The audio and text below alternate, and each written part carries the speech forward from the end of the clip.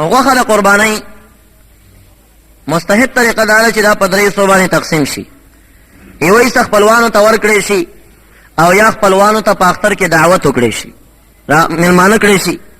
پخوا به دا رواج ډېر و، په دې کې اتفاق زیاتې ده، محبت زیاتې ده. اکثر دا خویندې او بعضې نږدې خپلوان دا به خلکو راغوښتل. دا رواج ورو ورو په کمېدو باندې دی. نو هغه کم شیونه چې محبت زیاتېدل هغه شیونه نن سبا په کمېدو دي. او دا فساد د چا نه جوړ دی؟ د بېدینه مولیانو نه، چې هغوی ورته وایي دا بدعت دی او دا بدعت دی. امیان یې په شک کې واچول، نه هغوی وایي چې زه خو یې ثواب دپاره کوم، چې لا پکې بدعتي کېږم نو کوم یې څه دپاره. هر هغه کار چې په هغې کې تاسو اتفاق طرف ته دعوت کېږي هغه کله هم ناروا نه وي. په هغې کې ستا مینه او محبت زیاتېږي هغه ناروا کار نه وي. هر هغه کار چې په هغې کې تا جوړ نه راځي، توړ راځي، بې اتفاقي راځي، یعنې که هغه هر قسم ته کار وي هغه بیا ناجایز کار دی، هغې نه به ځان ساتي. ډېر کله چې به یو کار وي مستحب به وي، ثوابي کار به وي، خو په هغه ثوابي کار باندې یو لویه بې اتفاقي په امت کې راځي، نو تا ته نه دي په کار چې دا ثوابي کار وکړې، بس دې نه تېر شه، خو دا بې اتفاقي مه راوله. ډېر کله چې به یو کار مکروه وي، یعنې داسې غټه ګناه به نه وي، وړه ګناه به وي، خو په هغې به د دوه مسلمانانو کور جوړېږي، اتفاق به پکې راځي. تا ته په کار دی دا مکروه وکړه. اوس دا دروغ ویل خو ناروا دي، خو چې د دوه مسلمانانو کور پې جوړېږي تا ته دروغ ویل روا دي. نو ګوره دا اتفاق شریعت خوښوي، بې اتفاقي نه خوښوي. نو یا دې مېلمستیا ورته وکړی شي، یا دې کورونو باندې تقسیم کړی شي، او یوه حصه په غریبانو مساکینو باندې. اول حق د ګاونډیانو دی، ځکه ګاونډي یو څو حقوق لري. کم ګاونډي چې د خپلوان دی 3 حقه لري. یو دا دی چې مسلمان دی، هغې حق یې در باندې ته مسلمان یې. نبی علیه السلام فرمایي دا مسلمانان ټول چې کم دي دا کرجل واحد په شان ته د یو سړي دي. اذا اشتکا راسو اشتکا کله، یو انسان کې چې سر یې خوږېږي ټول وجود یې خوږېږي، چې خپه یې خوږېږي ټول وجود یې خوږېږي. دا ټول مسلمانان باید د یو ډانچې په شکل باندې شي، چې په یو مسلمان سختي راځي بل مسلمان پې خفه شي، بل مسلمان پې داسې ودرېږي لکه ګویا کې دا کار په ده باندې راغلی دی. تماشو ته یې غوږ نه ږدي چې یاره فلاني ځای کې لانجه جوړه ده او دی دلته ورته نوکان مږي رامږي چې ورېږه ګرم شي چې څه به ترې جوړېږي. په کار خو دا ده چې اهل حقو سره ته ملګرتیا وکړې، د هغه په سنګر کې پرېوځې او د باطل مقابله وکړي. که هغه نه شي کولی د شپې تهجدونه وکړي، دعاګانې وکړي اهل حقو دپاره، او که هغه دعاګانې راشي نو خو دې وس کېږي.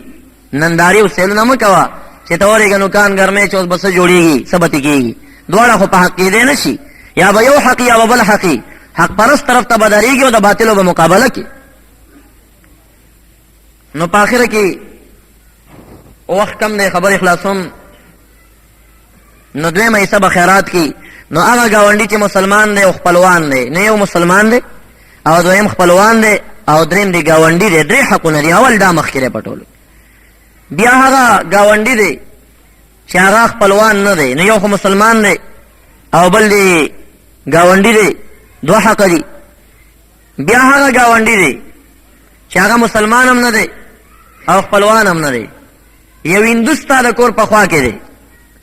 نو دا مسله یاده کړئ چې کافران چې څومره دي، کافر هندوان سکان چې ستا ملک کې ګرځېږي، په هغې باندې فرضي خیراتونه نه کېږي، ناجیز دي. او نفلي خیراتونه په کافر باندې ډېر ثواب لري، تا ته پې اجر میلاوېږي. تا ځان نه خیرات کړی دی، یو هندو در باندې راغی، په هندو باندې مخوره، خو زکات ورته مه ورکوه، فرض ده که نه، دا سرسایه ورته مه ورکوه. دا فرضي خیراتونه پې باندې نه کېږي، هغې د مصرف دپاره اسلام شرط. او دا نفلي خیراتونه چې کوم نه ده کېدی شي. نو د اختر د قربانۍ غوښه خیراتول دا نفلي خیرات دی، مستحبه خبره ده، بهترینه طریقه ده. او کله چې ابراهیم علیه السلام هغه ګډه حلال کړ اسماعیل علیه السلام د زوی په ځای باندې، نو په هغه وخت کې ده دا 3 حصې کړې وه. نو هغه طریقه امت ته پاتې شو، دا د هغه سنت وګرځېدل.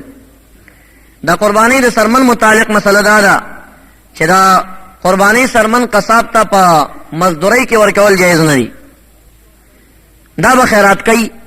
البته که د پخوانۍ زمانو نه خلکو غوندې چا ورنه غلبیل جوړ که وچه یې کړه، یا ورنه مسله جوړه کړه، یا یې بوکه جوړه کړه، یا یې ګوډی جوړ کړه، یو شی ته جوړ کړه، نو بیا جایز دی ورته. د هغې نه سوا دا ښه طریقه ده چې دا به خیرات کوي او د دې دپاره به صحیح مصرف لټوي، هغوی ته به دا ورکوي. د مړو باره کې مسله دا ده چې وصیت یې وکړه نو بیا لازم دی هغه به ټوله خیراتولی شي. که وصیت یې نه وکړی د ځان نه خیرات کول پسې فقط جایز کار دی. دا عامې قربانۍ په شکل خپل هم خوړی شي، خلکو ته یې ورکولی شي. دا یو څو مسایل د قربانۍ چې د FM په ذریعه باندې هم نشریږي او نشر شو او دا شان چې کوم دی کیسټ هم د هغې نه برابر شو. نو دا ډېر مسایلو که تفصیل سره څوک یادول غواړي نو بیا د هغې کیسټ ترلاسه کړي. ما دا یو څو مختصرې خبرې ستاسې حضور ته عرض کړي. درود شریف په شوق سره ولولئ. اللهم صل على سيدنا مولانا محمد وآله وبارك وسلم عليه. بند